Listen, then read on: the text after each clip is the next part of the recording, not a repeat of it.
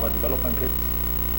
And my name is Marc Schoenfeld, and I'm preparing my dissertation at a German university, and this is one of the interesting topics of my research, so I would like to share some of the experience with you today.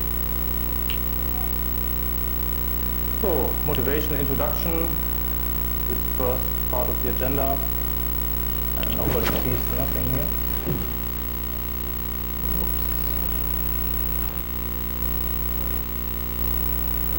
And now we see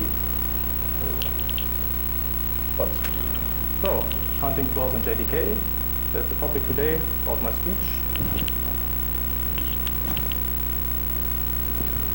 First motivation, introduction, then I go into security anti-patterns, then I go to the architecture of the GRE, then I go to the vulnerability part, which I found native entries into the native supporting libraries that are shipped with the JDK, how to detect the vulnerable endpoints, and how to crash the multiple platforms in JRE, and then I discussed some of the newly found vulnerabilities I found in JDK and some of the supporting APIs. So introduction, yeah, already spoke about, it's part of my PhD, and have done some previous work on Java bytecode engineering, which I presented at Black USA, and found that one of the security anti-patterns that is present in Java is the inappropriate guarding against invalid values, invalid parameter combinations, and which can raise some conditions like integer overflows inside the JDK. Yeah, security anti-pattern, the thing pattern may be known from Gamma and friends. It's a commonly used solution to a common problem, and the anti-pattern is commonly used poor solution to a common problem, maybe of too little time to solve the problem, or too many people solving a problem, and therefore security anti-patterns are commonly used poor solutions to common security problems. But that's only theory stuff. The core problems. Java claims to be platform independent, therefore runs on multiple OS, Windows, AX, S390, Linux, OS2 are some of the platforms that are happy to run this nice language. And it needs access to some, for communication, to talk to other software systems, maybe over sockets or over CoreBar or OMG are some packages, files, Java.io or databases, SQL. And when I go more into is Java util zip. It's a package to support archiving and compression, and user interface functions, AWT, threads. Yeah, and that's mostly done by inner classes, not inner classes in terms of the Java language, inner class in terms of the JDK, which are prefixed by sun.asterisk, and this is the prefix for internal classes in the JDK. So that's how it looks. That's how Sun presents its architecture. On the top you have the development tools and the APIs, and then you have the deploying architectures, Java WebSort or the browser plugin, and the the antique AWT or the more interesting Swing, which has nicer buttons. And the more lower you go near to the underlying operating systems, which are then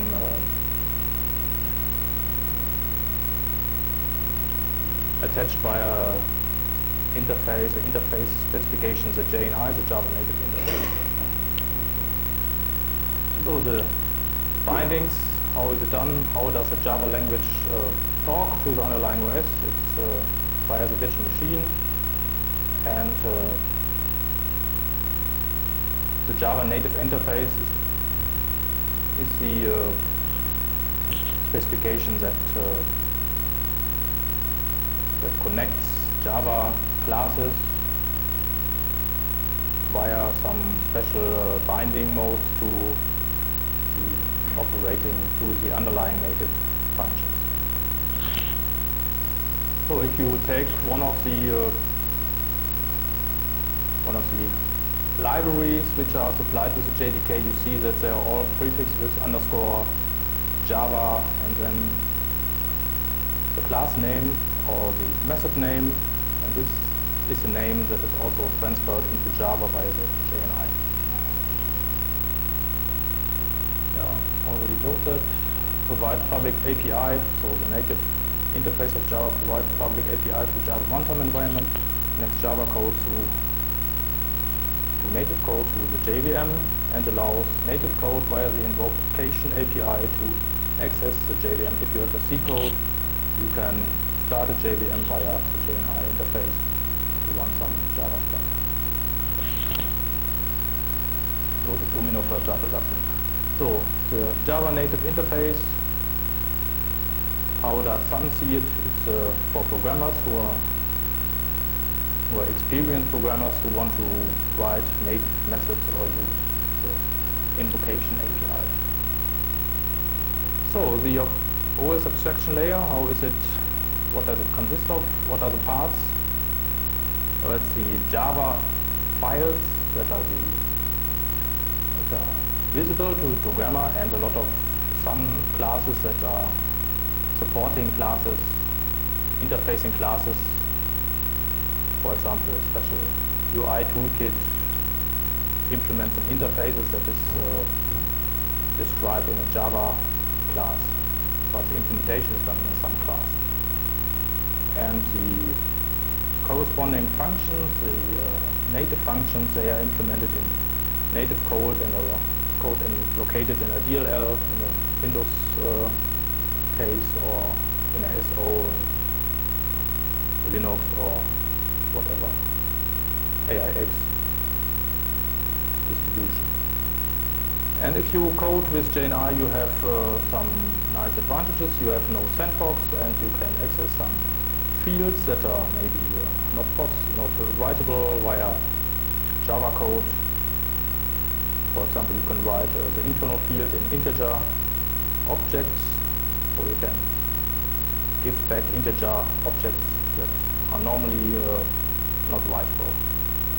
And of course, you have all the nice features of C. You have pointers, you have character buffers and memory allocations, and you can make all the errors that are possible with these nice features. And Sun did some of these errors, and that's what I will speak later on. So the RT-jar has the public classes, the native methods that call native code via JNI. They do not always check users applied parameters correctly, have programming errors, which I will talk about later, and which is a combination which is not very nice in terms of reliability. So call and exploit native functionality. Sun has its own meaning about the Sun classes. They are not part of the supported public interface, but you can call into, and nobody tells you not to do so. Maybe if you have a security manager, it can be configured to block calls to the Sun classes, but not every software package has an appropriate configured security manager.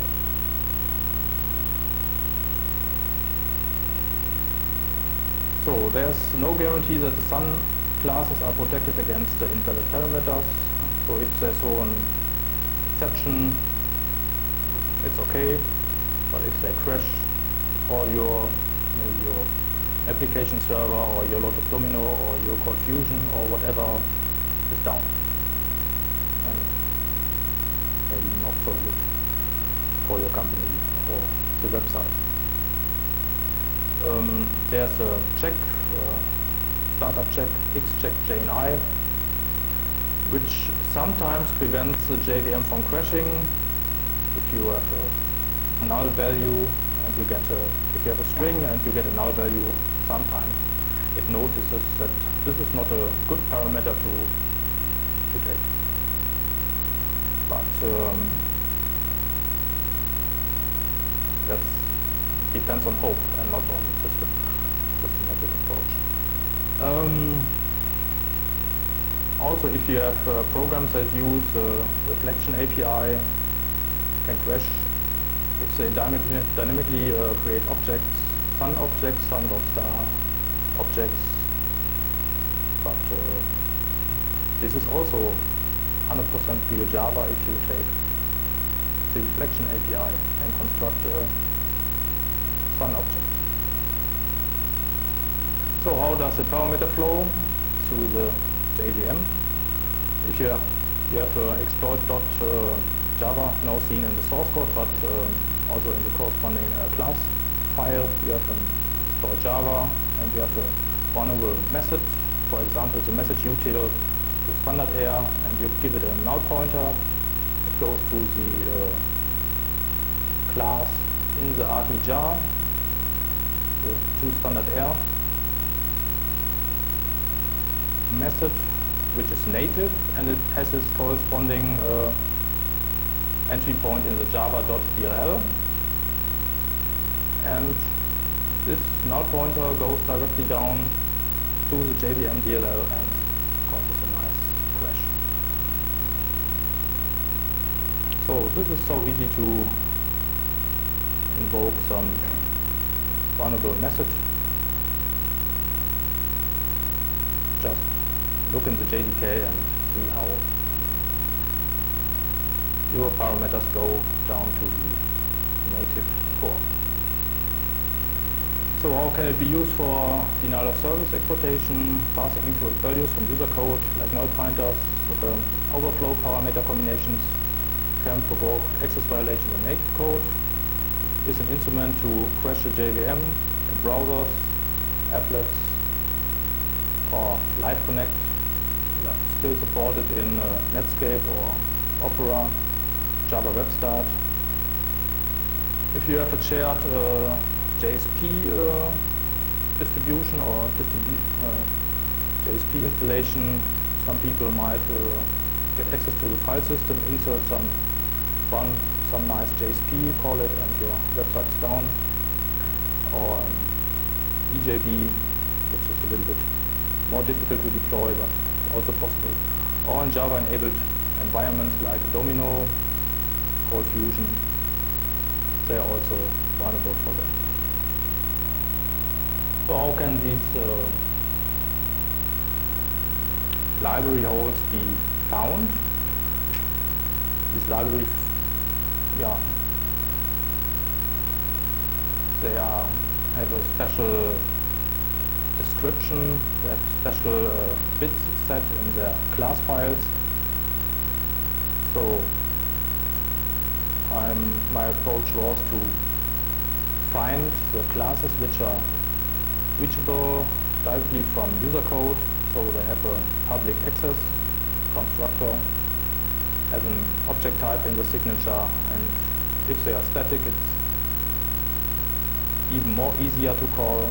If there are no static, if these functions are not static, we have to construct an object to invoke the vulnerable method. So I went into the RT-jar and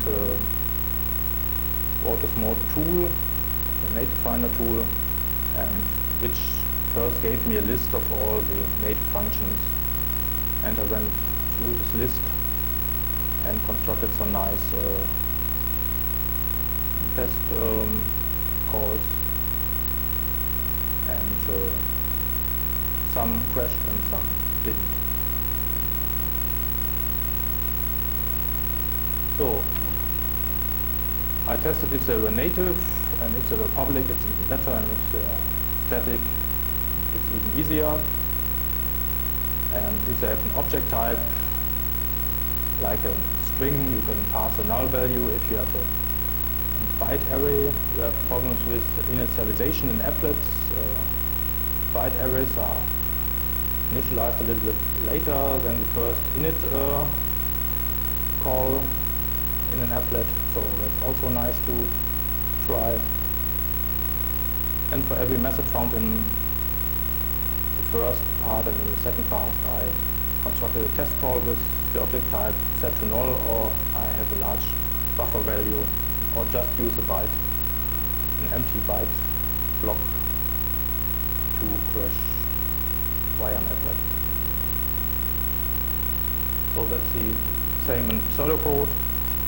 I have all classes in RTJAR and go to all the methods and constructors, and if has an object type, and this is straightforward, the implementation like described before. So in some special cases you have to use a decompiler or Java P or BCL, the bytecode engineering library from the TU Berlin, to identify indirect calls from user code to the native libraries. And you can use dependency analysis based to extract calling paths from the public interface directly to the vulnerable parts in the jar file, in any jar file, maybe by some API which has native code. But the primary example is the RTJAR that comes with the JDK. And I also wrote some tool to detect indirect calls to go from the public API to the vulnerable method via some dependency analysis through the RTJAR.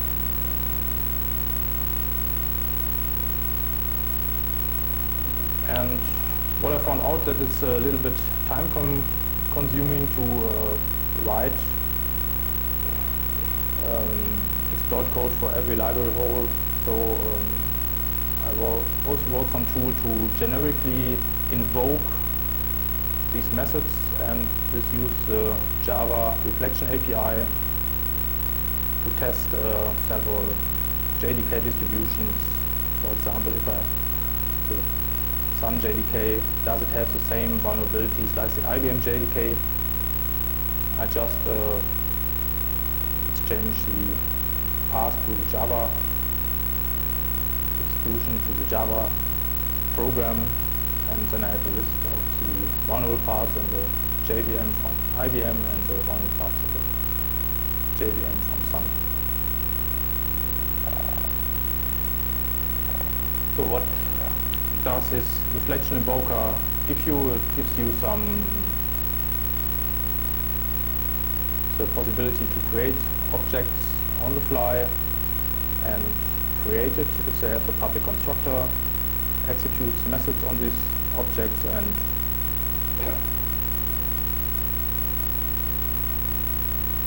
write if they crash some nice dump.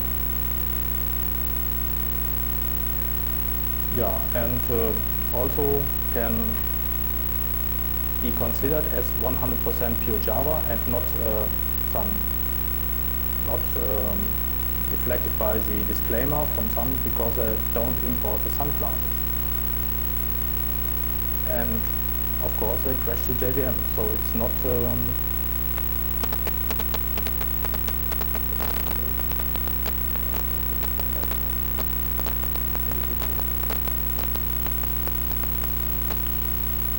So what was the path?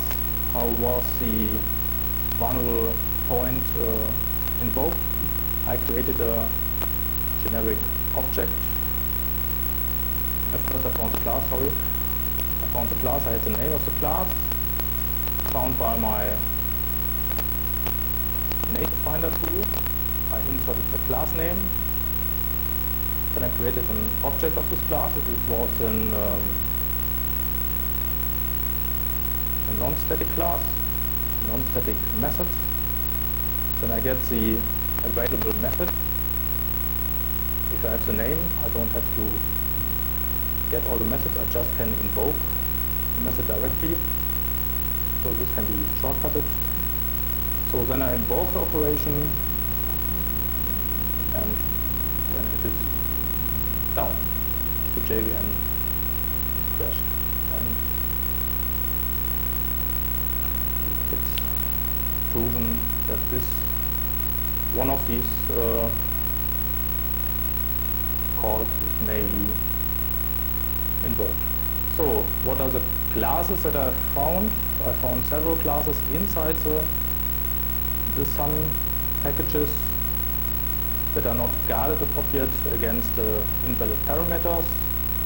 So the span clip renderer, or the message utils, or the signal, the buffer image surface data, or whatever.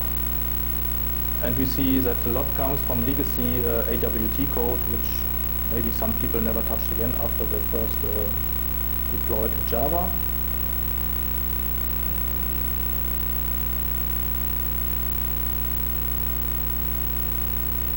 So let's give this demo. We do it all in one rush afterwards.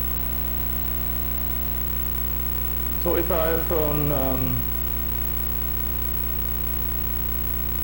have an exportation code, the next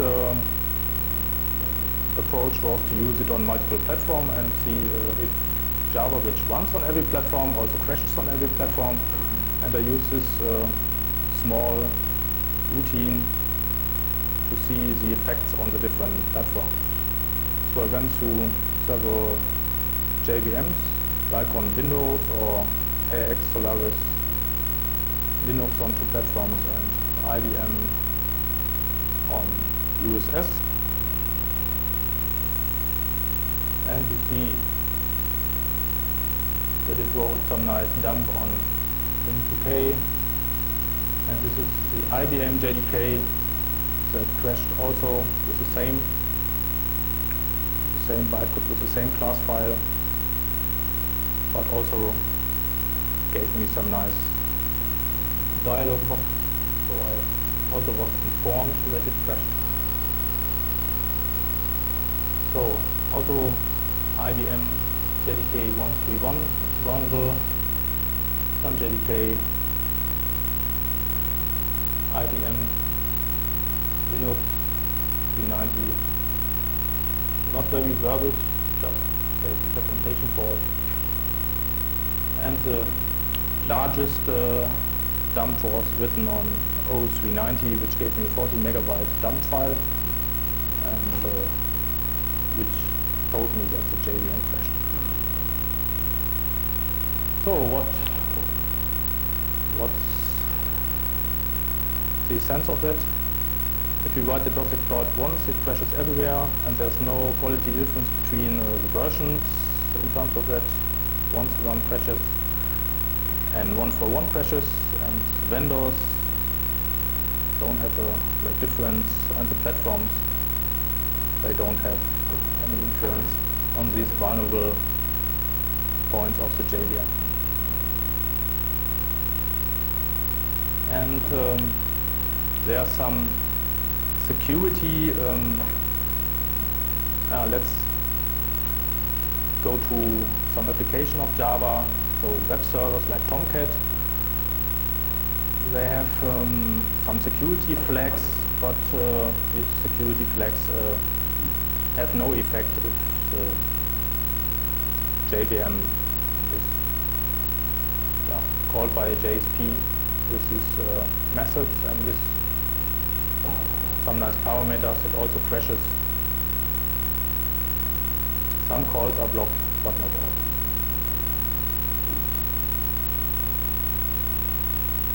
So if you have them called directly without the flag, you get a nice dump of Tomcat. And some calls, if you have the security flag on, you have the chance that you get a 500 error and the server is still running. So it's better to use the security flag to have more hope and a better percentage to keep your system running. So new vulnerabilities. What did I also find in the JDK? There are some integer overflow bugs in the Java util zip classes, and there's some overflow bug in 14102. It's in the Java text BD, bidirectional, whatever typing. And in Opera there was a bug. There was a public constructor exposed to the user level, could be exploited. Or in Netscape there was the Live Connect problem with a JS object that also is not solved now. Java for Call Fusion, it's possible to crash Call Fusion with some nice page, only on the server side, but if you have access to the file system, it's possible to crash it. And also Nodes Domino 601 crashes if you write some agent, some Java agent that calls, for example, the Java util zip classes, and then it dies not very gracefully.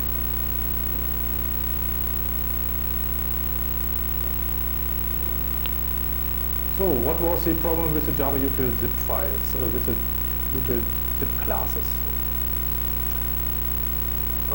If you look at the following code, you see I have this Adler. Adler is used, or Adler is used to calculate some checksum. You have a buffer, and you have an offset, and you have a length. And if the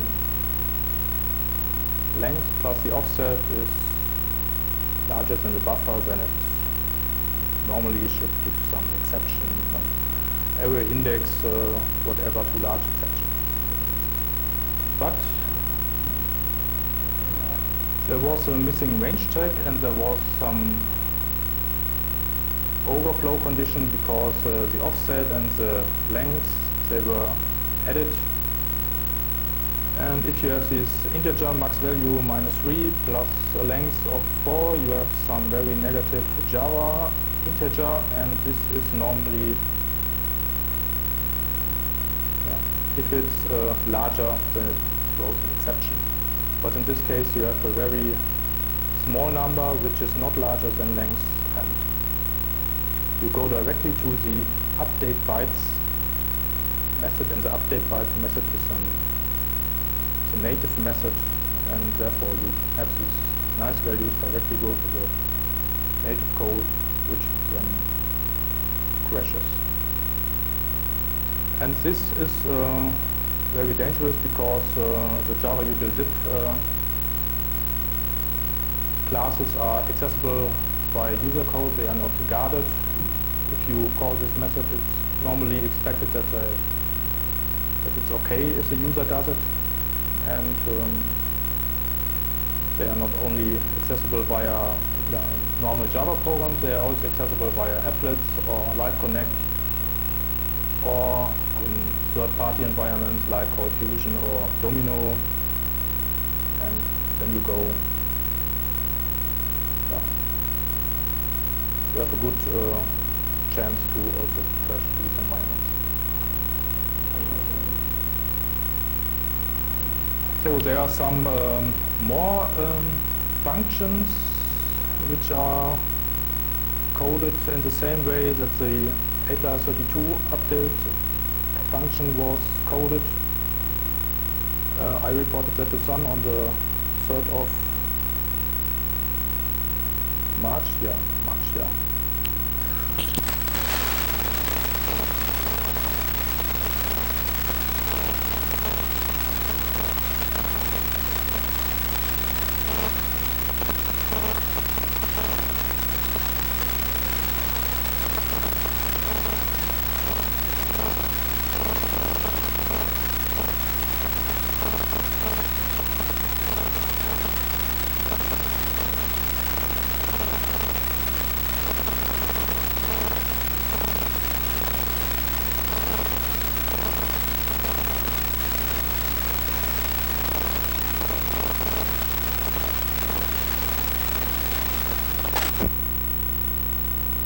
If you have some Lotus Domino, you can construct an agent. This agent has some has the effect to crash the domino server. At least the domino server I had, the 601. Maybe it's fixed in between, but it also takes so long to install a domino that I didn't try it again. So it's the same pattern too, which is also a checksum class. Also has this vulnerability. You give a very small byte buffer. You give some. You can also swap the parameters, and then you have a small offset and large length, which also gives the same error condition and also crashes the underlying environment. So that's what the Lotus Domino server told me. One moment it was running, and the next moment it gave me the NSD pop-up and ran a while further and consumed some memory. That was the behavior on XP, and on 2000 it crashed immediately. Yeah, the same applies to the Nodes client. Has the IBM JDK, so you see it's not a sum problem, it's a general Java problem, because they take the sum source code and just customize the JVM and not the class files, chip class files. And therefore you get the same crash on the Nodes client. Yeah. Also NSD tells you that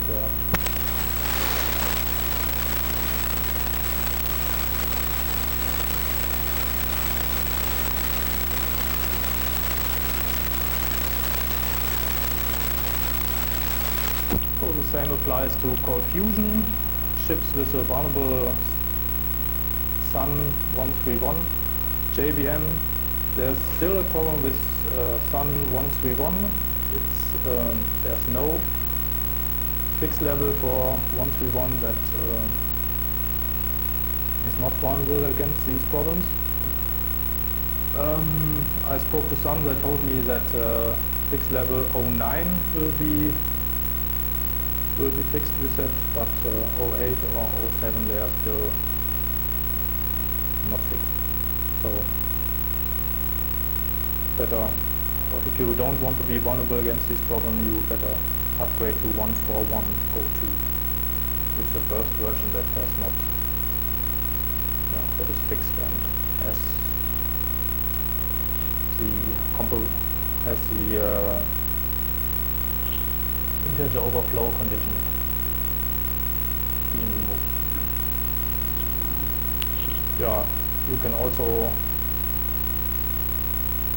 write some classes that are not some checksum generating classes, and give that to a function that expects some checksum object, and if this checksum object gives back values that also raise this integer overflow condition,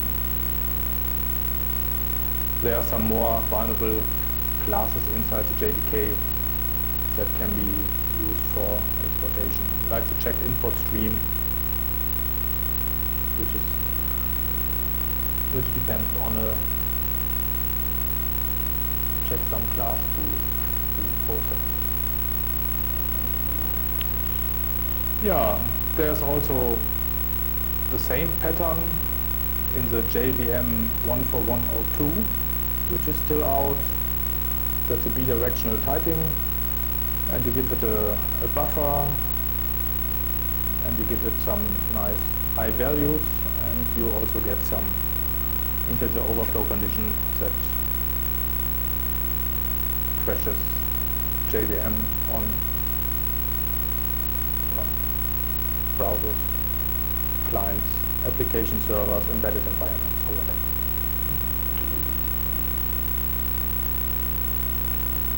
Yeah, there are also some problems with public visibility in some environments, like the Opera browser. They have some public constructor in the plugin context, and the public plugin context can be used to show a document, and this show document method is vulnerable to some large string error, and then you get some nice Opera crash in the 701, and which locked up my machine, and I had to reboot the machine to start again. Since then I don't use Opera anymore. So that was the page I got. I had the chance to make a screenshot and to save that picture, but then the machine was locked.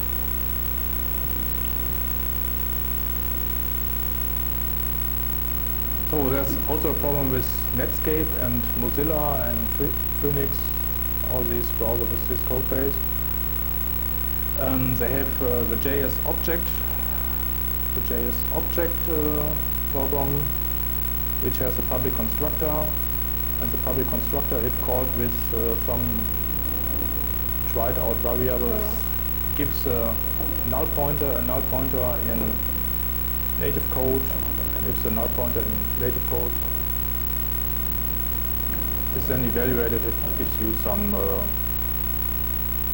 exception violation. And then you get the Netscape, you can write some nice mail to Netscape, quality, feedback. But the problem is still not solved. But you can read at Mozilla.org, show bug, CGI, about the current process of this bug.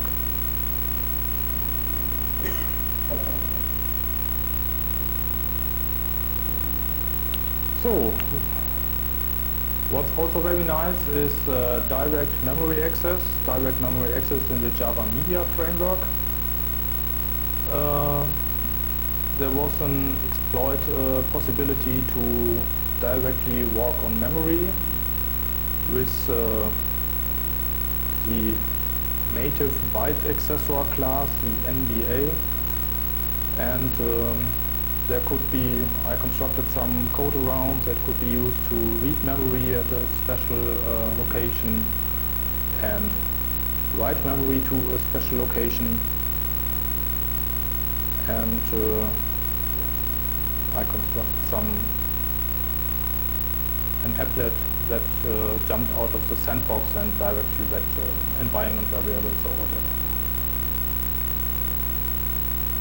And this was reported to Sun in last month. They made some fast work, 1 month, and now they have out 1.211.e, and in that version the public fields were changed to private fields, and this vulnerability is not possible anymore. But it's again an example that if you give classes or you give APIs to customers,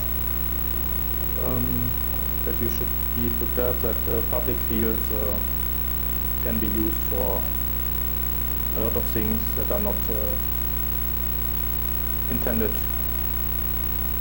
not for intended use.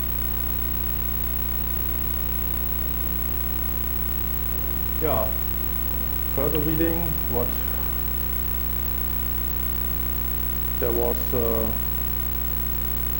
nice speech of LSD at the Black Hat Asia about Java security, about a lot of sandboxing stuff in the Microsoft JVM, which was not included in this talk. I also had a talk at Black Hat USA about bytecode problems, bytecode engineering, and there was, if you want to get more into the details, I did some bug track postings about Java bugs, and Sun's bug database is also very nice to read. maybe I did not look in the last days, but maybe the Java util bugs are now visible.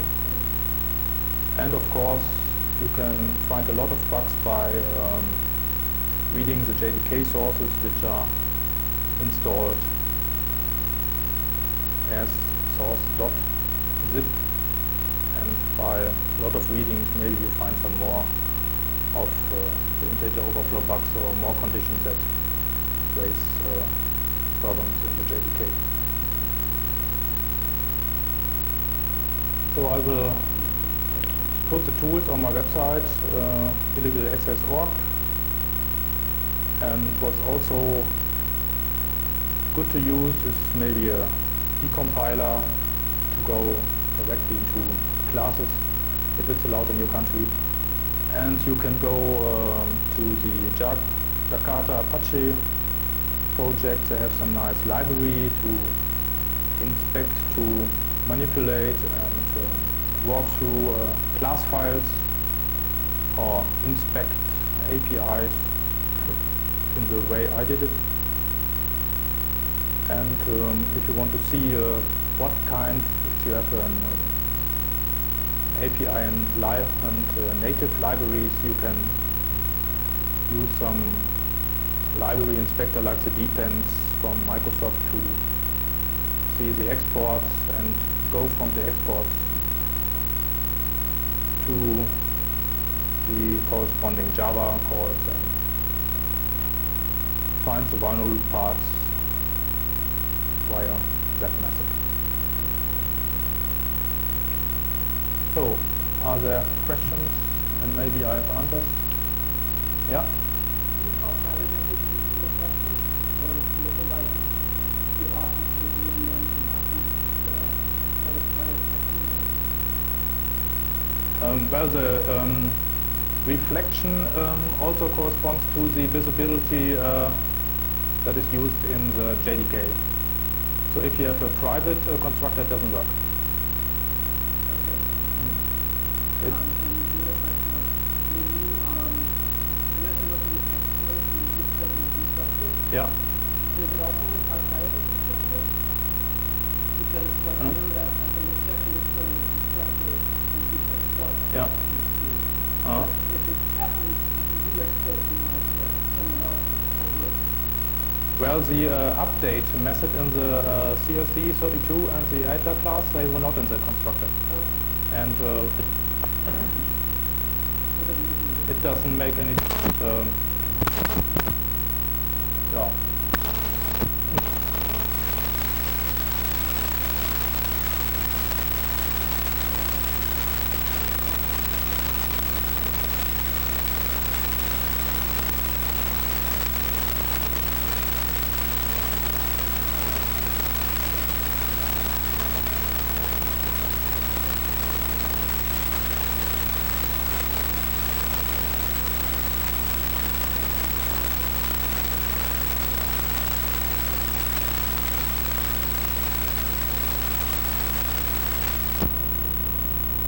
And you have to learn.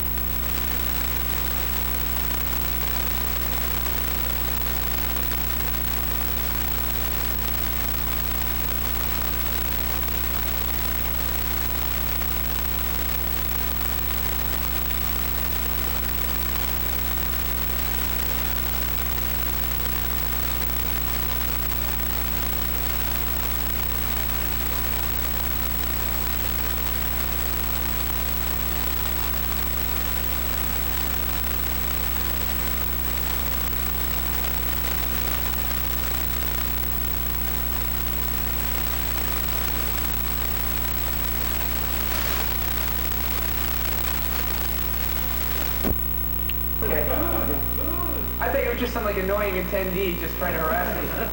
And you'll have less company too. Oh, gee. So you want to go ahead and start this? Well, this is the first time we've ever sat in one of our presentations. Now we're stressing. I know. All right, Joe. You're all first. Well, the only thing I'm going to do is introduce you. Well, first of all, the HoneyNet project. I think in the start of the slides we will go into what the HoneyNet project is. For the moment, the HoneyNet project is us two, but there are actually like 30 people more. So, just to kick off, who the presentation? How do you go forward in this? I don't know. There we go. Okay. So what I want to do is introduce Lance, and then he'll take over and do an introduction on the HoneyNet, show you what's actually happening at the moment in the HoneyNet project. Then halfway down we'll go to the technical details of what Gen 2 HoneyNets actually are. That's where I come in. And then I think Lance has a small demo at the end also of some GUI stuff. So let's do it that way. Just real quick, like I said, I'm Lance Spitzner with the Sun Microsystems. I'm a security administrator, go all over the world. Most of you already know this because you were in the Honeypot presentation earlier. I'm not a real hardcore geek. It's stupendous geeks like this who do like really hardcore kernel coding that make the project happen. Why don't you introduce yourself real quick? Okay, quick introduction. I'm a hardware geek, a software geek, and I like to go deep into code and don't stay too superficial. But I do also have to work for my living, so that's where the superficial part comes in. I used to be CEO of a company called ITSX. Currently I moved to a more technical director role, so that shows you where my heart is. I've been doing talks at Black Hat for about 3 years now. I did talks on kernel modules for Solaris. I did talks on Nokia phone and SMS and WAP hacking. And I did some stuff on the HoneyNet project, and that's what this is about. Tomorrow I'll be talking on PDA security, Pocket PC. So all kinds of different stuff that I'm doing and interested in. And part of it is some stuff I'll be showing during this presentation. All right, now I'm assuming most of the people here have heard of the HoneyNet project, so I'm not going to go into detail on it. What we're going to do is just fast and furious an overview of the HoneyNet project, just so you get a feel of where we're going. And then we're going to go really focus on the technical stuff. And then afterwards, if you want to geek out, we can stay here and geek out. We've got a full-blown virtual HoneyNet running on the laptops. We can sit here and hack each other. We can watch Joop, the Mr. Technical CTO, screw up his laptop. All right, score. So the plan of attack is...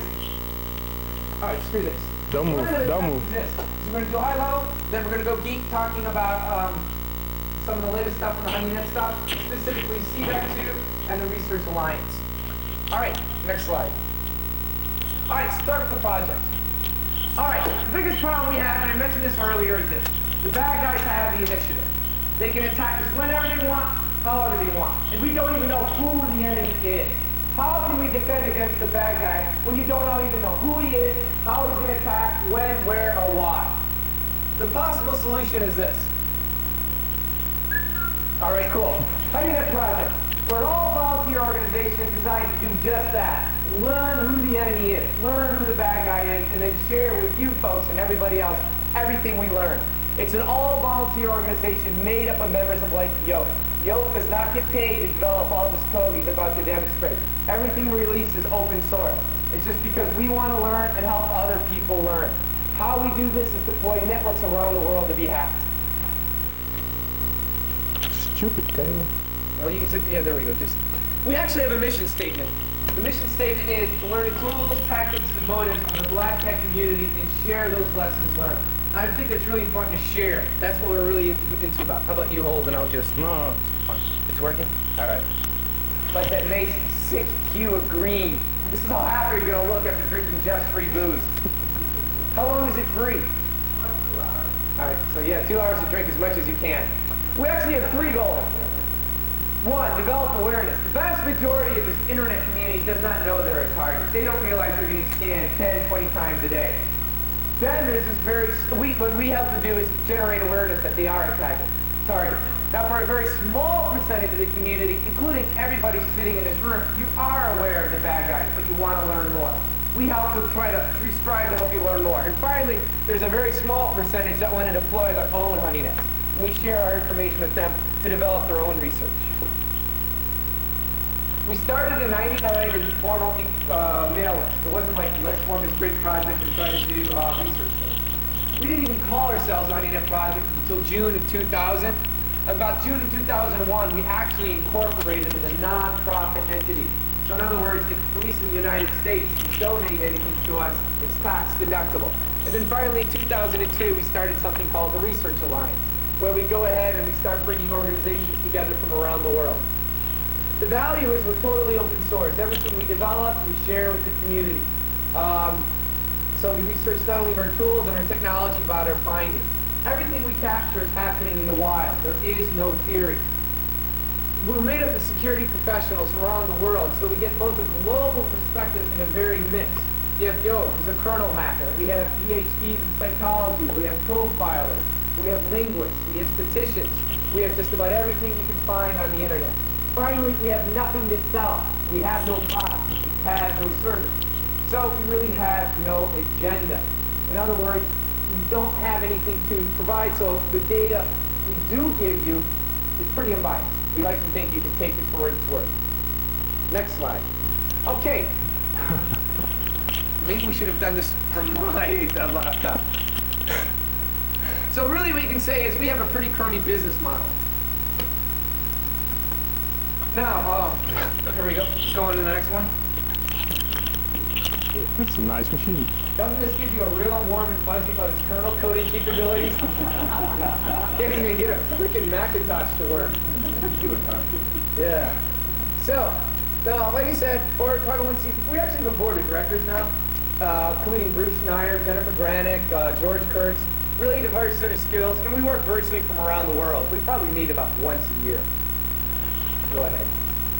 We started the Alliance in 2002. If you're interested in learning more about the Alliance, you can go to this website. It's for organizations that deploy their own honey nets, and you want to share information with other people, how they're deploying the honey nets, the information they're finding, such as the credit card fraud I talked about earlier. That was one of the HoneyNet Alliance members. The IPv6 tunneling, that was the Mexico Alliance members. Things like that. So we share all sorts of interesting stuff. A lot of it we never release publicly just because we don't have time. We have so much data that we just try to get, the high points. Here's an example of some of the Alliance members. Just recently, UK got a HoneyNet. Norwegian folks came on board. We got Ireland, Brazil, Greece, India. No Netherlands, so wait for somebody in the Netherlands to take the lead on that one. Go ahead.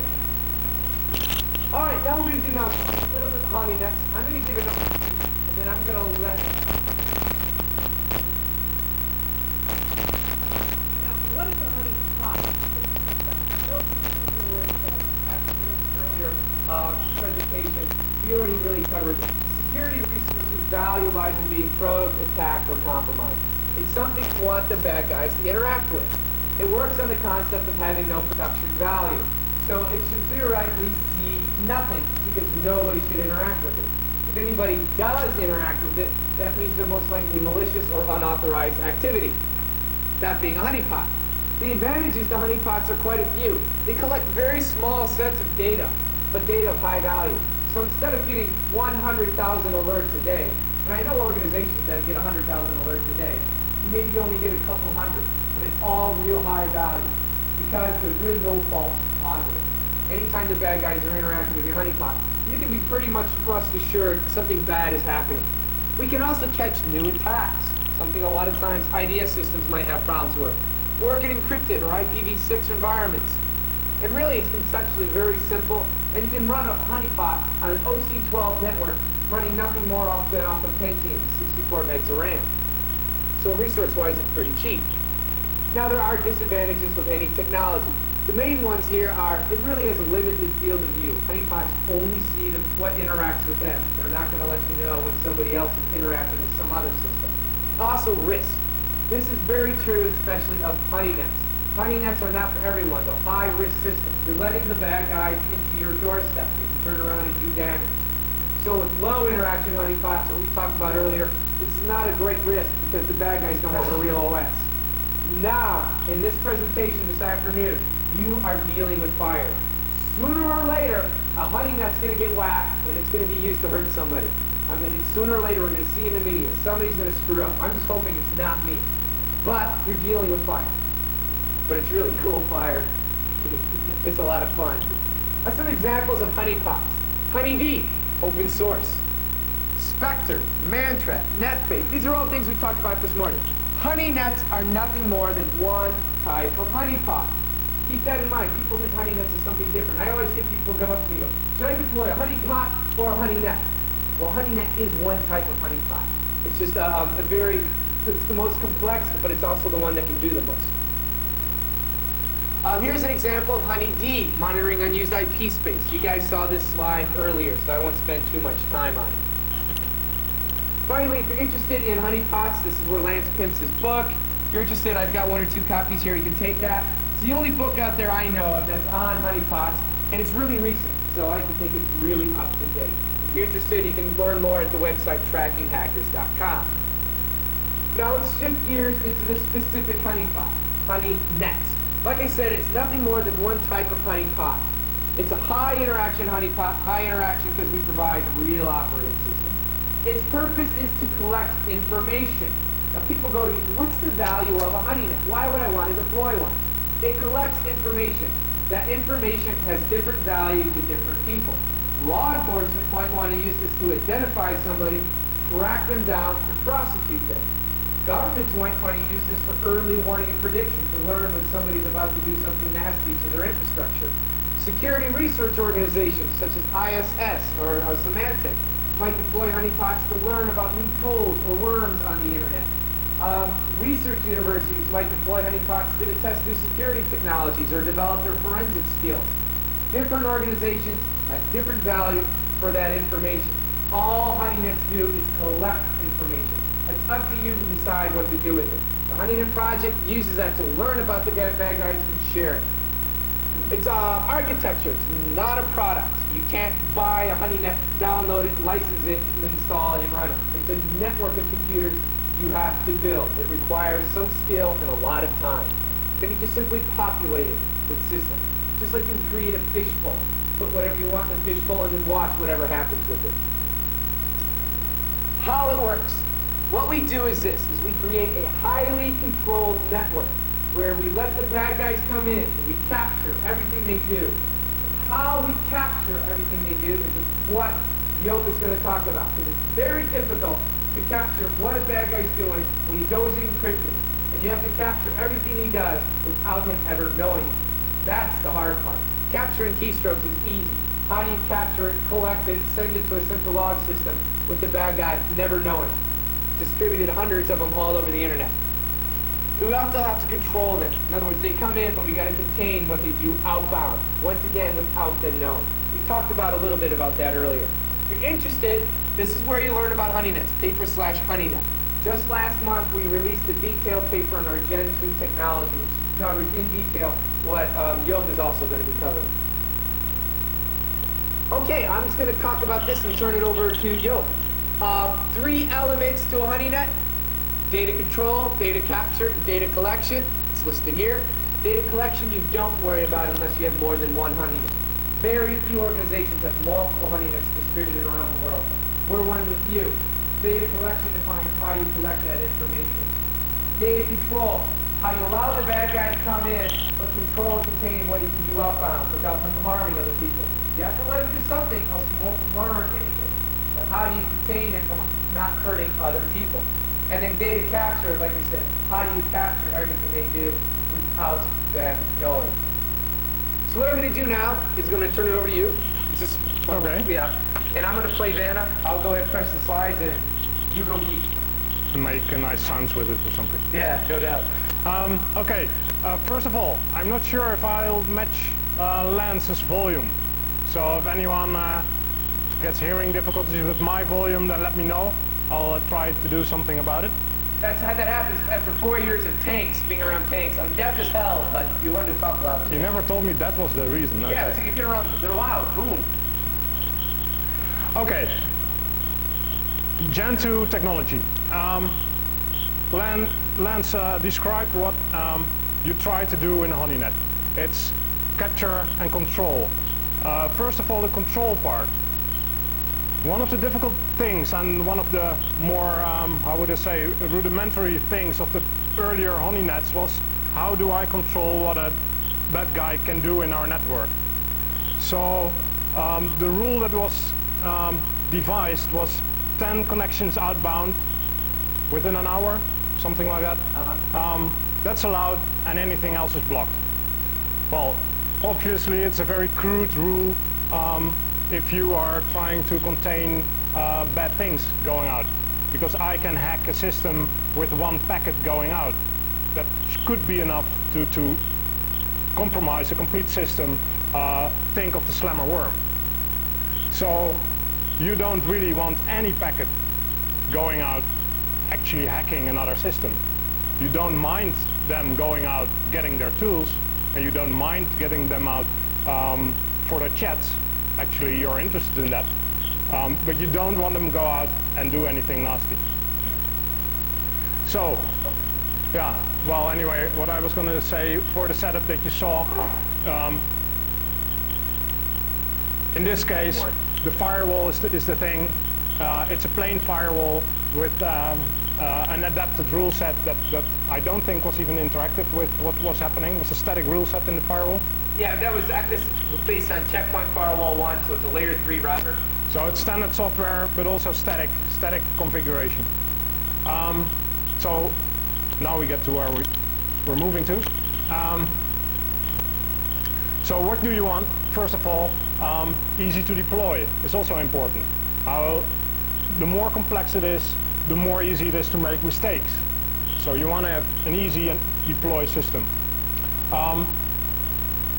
Another part is the harder to detect part, because if I can just have a script go out, connect to my server 10 times, bang, bang, bang, I can just do an edge ping or another packet sender, and I just see 10 packets going out and timeouts. So that's my signature for an honeynet. Anyone knowing this fact can use this in 10 seconds and know that this system is somehow controlled and being probably used for a honeypot or honeynet. So you want to have a system that's not so easy to detect, not so easy to fingerprint. I think we can go on. A new idea that came up of how can we control data much more low level, harder to detect, is on another level in the packet structure, in the networking protocol levels, on layer 2. If you use a bridge, then it's much more difficult for an attacker to see what the traffic is going through, that there is a device that's doing anything, and it allows us to inspect every traffic again with off-the-shelf tools, because we had already the OpenBSD with bridging and IP filter. Snort was already present, and the big change that was made is that Snort was made usable as an inline tool instead of a tool that sits on the side and just inspects the data. It now actually sits in the middle of the data stream and can also modify the data stream. So that's a big change here. I think we have a simple example of the additional modifier that you can put on an alert, where you replace a known string with attack data. In this case, probably something of a buffer overflow shell script, and you change parts of that shell script to something that's benign, that won't do anything on the target system. Actually, if you are using this interactively, you can play quite a lot of mind games with the attacker. And I wonder how much you'll be liable for his mental state after he's been trying to get in and try all his exploits, and every time it doesn't work for some weird reason, although it should, because you can change every packet, so every bit in the packet going in and going out. So while he's thinking he's sending data, you can also change, for instance, his ls command. So he types ls and something else goes into the system, because every packet that goes through can be modified. So not only his attack, but also his ongoing shell session if it's not encrypted. one of the neat things too we use this for is reverse. If one of our honeypots gets hacked, and the bad guys will load a lot of whereas in there, you know, pirated movies, pictures, songs, whatever. Well, we're interested to see what they're distributing, but we don't want to become a distribution center, which would become illegal. So we'll use Snort inline to allow them to load anything they want up, but when they attempt to download it, or they do download it, we corrupt certain packets.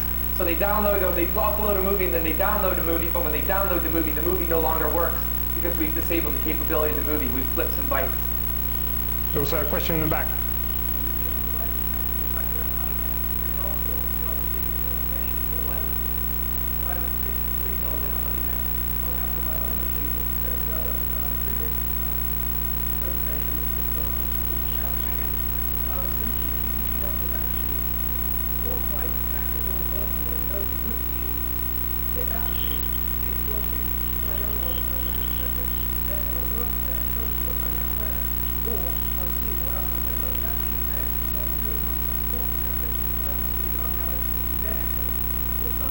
Yeah.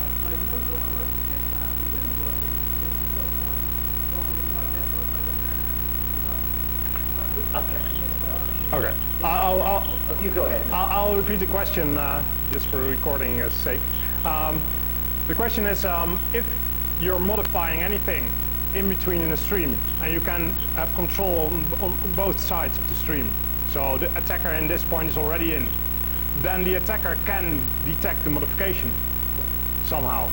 I mean, he can send data in, he can see what comes through, he can see it's changed. So in that sense, he can detect modification of the stream. And in that sense, detect again the honeynet or the honeypot. My response to that would be this. For you to get onto our honeypots and for you to go out and test things, you have to hack our honeypot. So when you break into your system, download your tools and do all your nasty stuff, and the absolute worst case scenario, you're able to detect that it is a honeynet because of what we've shown here, we still got you. We know who you are. We saw how you broke into our system. We could go ahead and use these things to learn from and stuff like that. So in the worst case scenario, when this honeynet's been compromised, we can still use that, and we still have gained a lot of information. Two, if we can get every hacker in the world when he breaks into his system to have to go through all these checks to make sure he's not on a honeynet, to include initiating outbound connections, which in itself could be a big alerting mechanism, we're winning the war, because now we're making them react to us. We're finally taking the initiative. So you know what? If we ever start running into that problem, that just actually may be a good thing. An additional point, you can always detect it if you're controlling, because if you're controlling, you're changing the behavior that would be normal. So in that sense, it will always be detectable that you are exercising control. But you also have to compare it to the 10 times outbound connection and then disconnect, and this means of control. And in that sense, it's not so much about is it an undetectable control, but is it much harder to detect, and is it much fine-grainer in control. It's an arms race. So this was a bit about the control part. Another part is the data capture. So far in honeypots, the most used data capture was either working syslog of the operating system itself, or patches of individual programs on the system which would log off to a remote host. So typical would be a bash shell patch, which would take the key logging and send it off. Don't know if there are more examples, but I think... We might want to try to start what the problem is that we're attempting to solve. Okay, that's another maybe a good point. If you have an attacker that gets on your system and he starts doing things, you want to know what he's doing. You want to precisely know what he's doing. You don't want to know, oh, at that point in time he tried to connect outside, but you want to know how he tried to connect outside, with what program, why did he want to do it. So there are all sorts of things that you want to know in high detail of what he was attempting to do when you saw things on the outside. And if you only look on the to a system on the outside, you will never have enough data to go on to understand what was happening on the system. So that's one part. The second part is that if you're on the system, is he using his own tools or is he using the system tools? Is he using encryption? So there are all kinds of factors that are troubling the view that you can have on what this guy is doing on your system. That's something that we try to solve with SEBAC. What I was mentioning about the way we did it so far was that it was mostly patches to systems, system commands. So bash or other SSH patches, things like that. First of all, they are in user land. They are executables that can be replaced. Second of all, typically it's not so easy to log everything you want to log in that sense. So we'll go a little bit into more detail about what SEBAC is and how it tries to solve those problems. It's meant, as I said, to record intruder activity. It should also do this when it's using a secure channel. So be it an encrypted IRC server or SSH or what also I suspect more and more will happen is custom encryption tools. So you don't even know what the algorithm is it's using or what the keys are it's using. SCOP, if someone adds copies files in and out. If you're just looking at the network traffic, you have no idea what it's using. How do you solve all these problems in capturing on an OS? It's to go into the kernel. That's the only place where you really have control and access to all the interesting data parts. Oh yeah, you can do it. You should do it. Okay, so first of all, who developed it? It's been a collaborative effort. So it's not one guy that developed SEBAC and that's it. It's been really one of the team efforts of the Honeynet project. It's originally based for Linux on the Adore kernel modification tool. It's a rootkit. It's also freely available, and it was used to hide yourself in a hacked system. So you load Adore, and you have your processes hidden, you have your files hidden. It's really a hiding tool, and it's Linux based. It was coded by Mike Clark or modified by Mike to do the first implementation of SEBAC. The second version by Edward was already more mature. It uses the network to log the packets, for instance, instead of doing something to a local file. It's also more usable based on the output that's coming out of it. Currently, the second version has been taken as the starting point for a porting effort. So now people are porting it to different OSs. Oh, it's the same again. Yeah, it's a double. Okay, so I'm the one that's doing the Solaris port. Mike Davis is doing a Windows port. Windows, compared to the other Unix OS, is a little bit of a different game because where you have in Unix have much more interaction with the shell often. In Windows it's always difficult to see what are you interacting with. Is it a GUI or is it a command shell? So I think for the moment they're concentrating on command shell typing to be logged by this port. And then there's OpenBSD which is being ported by Dragos. Actually, they're working on it right now at the OpenBSD hackathon in Canada. Oh. That's actually this week. Actually, I think, yeah, okay. I think he also took a little bit of a different approach from the Linux and Solaris versions. Maybe we'll go into that later. Okay, the basic design is pretty simple. There are two parts. One sits in the honeypot, in the kernel, and the other one sits on a remote server and logs the data and processes the data. If you look at the functions that are in the kernel, it's intercepting the data and getting rid of it. It doesn't make sense to try and keep it all on the system itself. You never know how far the hacker will penetrate the system, if he will discover, if he will crash and remove the whole file system or whatever. So you want to have data off of the system that you're trying to log. So what does SEBAC do now? And I have to say it's the second version. and we're already thinking about an improved version, but we decided to freeze the functionality of this one just for the porting effort and to not make things more complex than is needed. So one choice was to intercept the read call. So the read call is a system call that goes into the kernel and processes a read call on the user's behalf. If you look at the use of this call in a typical kernel, you'll find that a lot of data is going through this call. Anything you type into a terminal is going through this call. Anything that's read off the network is going through such a call. It isn't covering all data that's moving through a system. And it also depends on the system. Solaris has mechanisms that are not present in others. And there are ways to circumvent the read call, for instance. But still, if you look at a typical system and a typical use, a lot of data is going through the read call.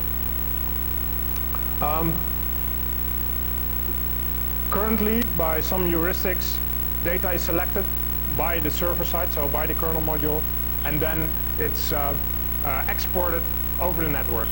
It uses techniques to hide itself, typical to Adore and other kernel modules. I used my experience for the Solaris kernel module that I did a presentation about a few years ago.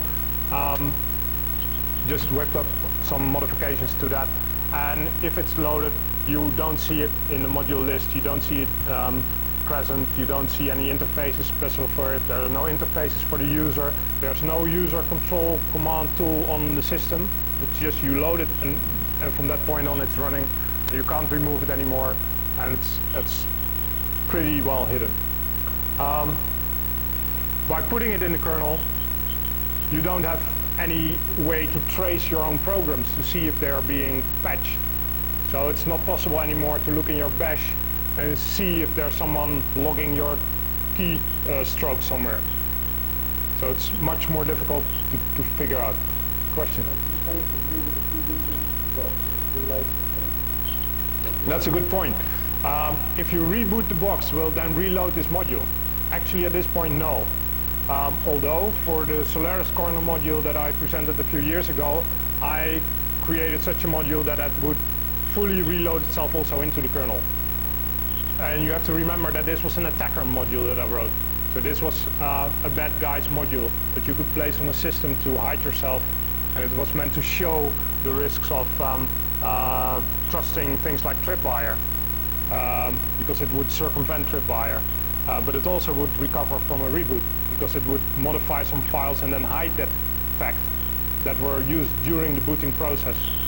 So you can also hook things in the boot process. And if you use the network to send the data, isn't that too obvious for someone who attacks it? Is easy to see if there is a job. Yeah, that's a good point. Is it not obvious to an attacker to just fire up TCP dump, look at the network traffic and see his own keystrokes being logged over the network? And that would be the case if we had not precisely for that reason made a modification to the kernel to not show this fact. So that's the next step.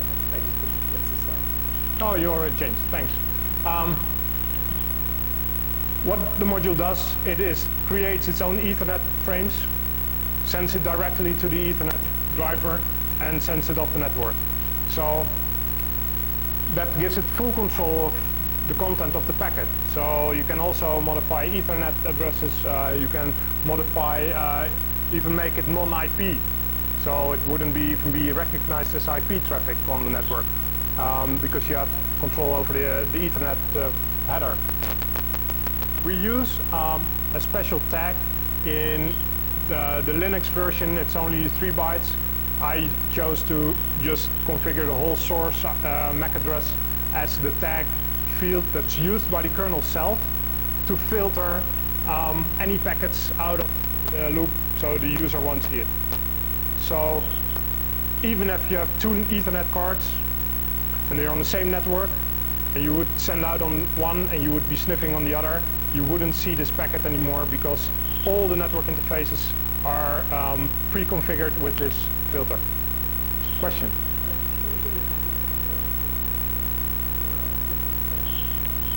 Right. That's on the same machine or on any machine where the CBAC kernel module is running. So if you have a honeynet where you don't have full control of all the systems, or if you have systems that are not supported by CBAC, or if you just chose not to install it on another box, and that box gets hacked, then you can view the network traffic again. So we've been thinking about, okay, wouldn't it be better to do it in a more structured way, not reuse the same network that the attacker is using, but it would require, for instance, additional hardware to offload it to another interface. One idea I had was, if you make another interface and just hide it on the machine, then an attacker will never know that there's another interface.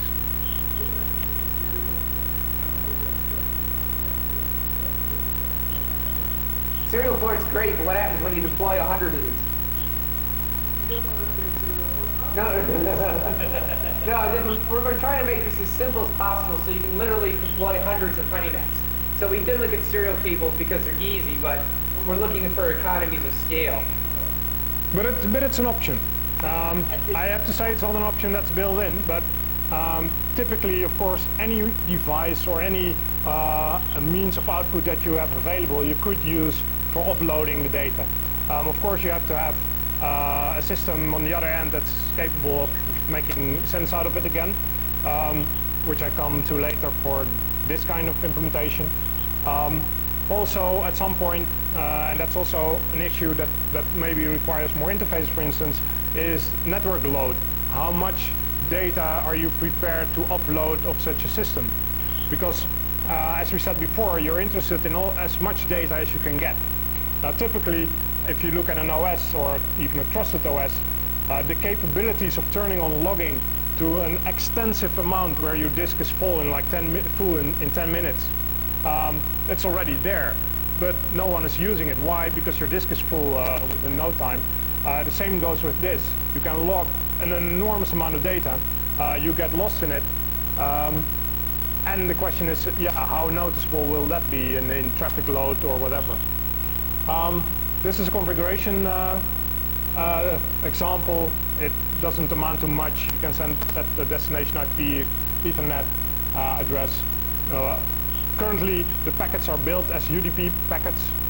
So I'm not completely sure what the rationale was, but maybe it's to make it routable. I'm not completely sure.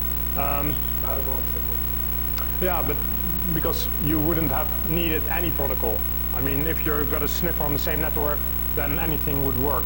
And currently, the sniffer is not really UDP based or anything. It's just a plain packet sniffer on PCAP. Anyway, next slide. Okay, some heuristics that are currently used to make some sense out of the read calls. First of all, if a read is only of length 1, it's considered interactive data. So it's a heuristic. It means that it's just based on fact and notice that looks right. And if you do capture all the lengths as 1 as interactive data, then you already see that it's the typing mostly. But there are more reads in the system that have length 1. So you get a lot of garbage also in between. Another heuristic is if the length is bigger than 1, and if the program that it's causing is scopy or SSH or SSHD, then also we log it. Now, of course, it's already an example of heuristics where you just rename your SSH program to something else and it won't get logged anymore. So again, this is more a demonstration example of how it can work. Typical things like heuristics and what do you want to log, because you can log everything, and what's enough to make sense out of is being looked at. Okay, the data export format, I don't think it's so interesting. It logs timestamp, all kinds of information related to what this data packet came from. There are two tools used to make sense out of the data. First, CBAC sniff. It's a normal PCAP sniffer. It reads the data, writes it out to the log file.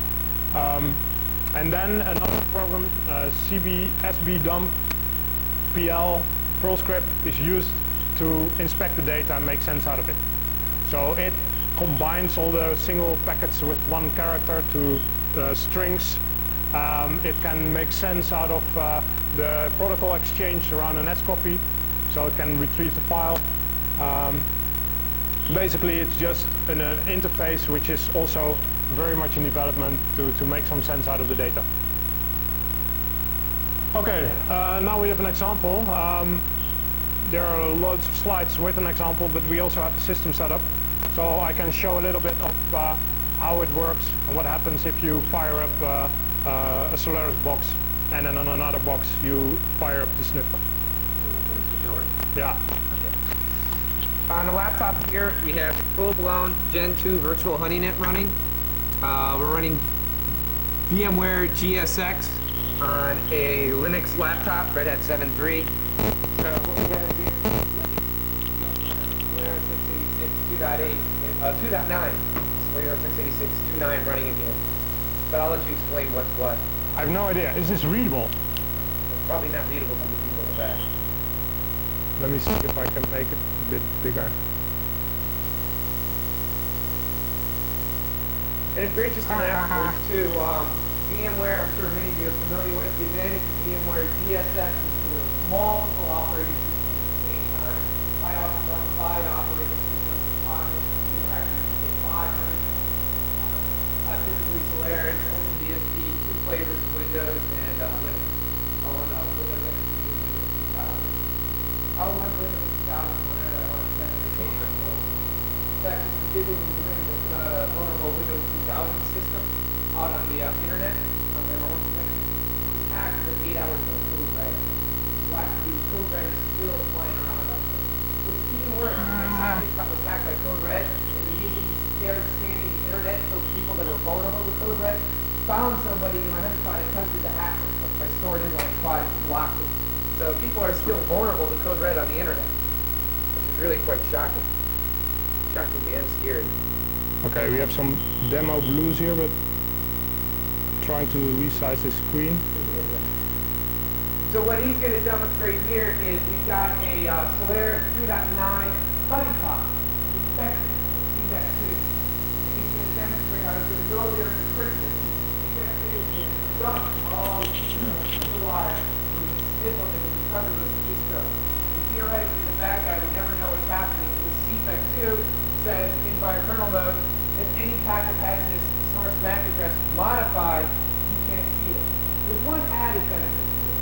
We developed a rather dangerous tool. The bad guys can use this to infect your computer when they hack into them and attack from the keystroke. However, the fact is, the system attack won't be able to see the keystroke with the wire, but your other computers will be able to see the keystroke with the wire. So CVEC2 is only effective if all the honeypots are infected with CVEC2. Or if your entire network was hacked, all the hacked computers were infected. And also that the attacker module, hideable module kit for Solaris I released already 3 years ago, so they have another tool. Okay, so here we are on Sun Solaris box 2.9. It's an Intel. Basically, the CVEC compiles in 2 versions. One is with logging and the other one is without, and with the hiding capability, or let's say full hiding capability. The problem with hiding the module is there's no way to unload it anymore. So there are 2 versions, one to play with, you can load it, unload it, and another one which you can't. It's cool. So you load the module. Here I have the output, which is all kinds of debugging output. So this goes to the syslog local.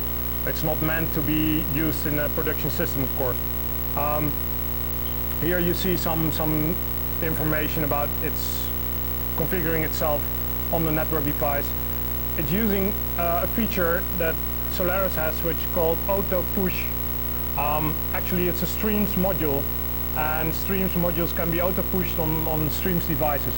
So that means that I can auto push this device on, or streams module, on any network device in the system.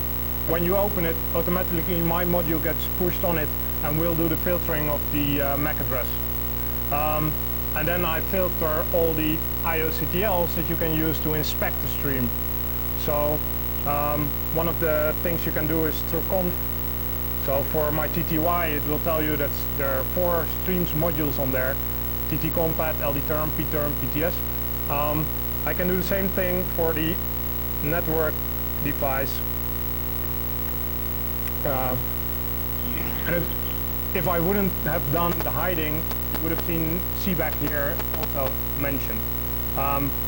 You can see here the iList are the queries that are going to the kernel to request information on the streams that are pushed, and it's skipping it, as it were. So in that sense, the module is now hidden. The module is not hidden in the sense that you can still do mod info and then see it on the end. But if I use the CBIC hide, it will also be hidden in that sense. So currently, it's already sending packets. Let me just, so we can start CBAC sniff.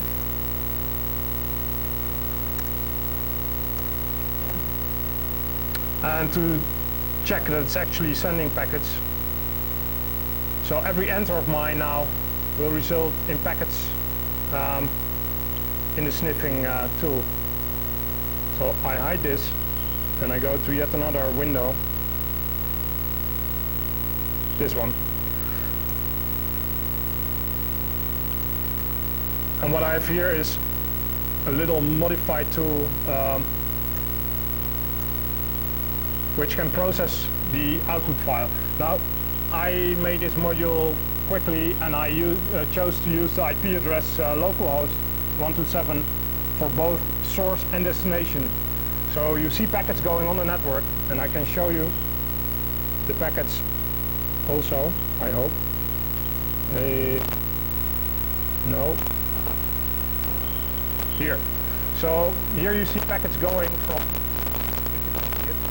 127.001 to 127.001 UDP on port 1101, and that's actually what it's looking for in CBAC sniff. It's not per se looking for localhost, but that was just my choice. Normally you would use the source IP of the honeypot so you know which host it's coming from. If you have 10 honeypots, you'll only see 127 traffic with this module, so it's no use yet. But it's just for demonstration. This is of course on the logging host that you see the TCP done, so where you see the packets.